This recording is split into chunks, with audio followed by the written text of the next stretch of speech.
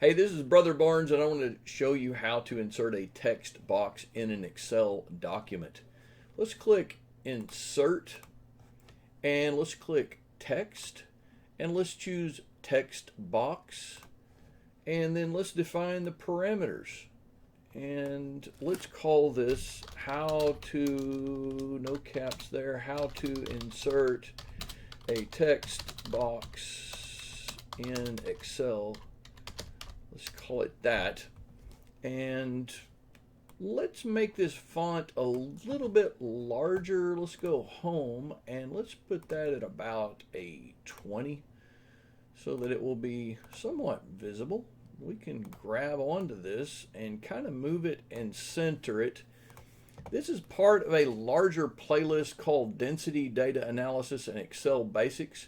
Notice that I have data that takes up 8 rows and goes to the F column. So I've got plenty of room here. This is going to work out great. How to insert a text box in Excel.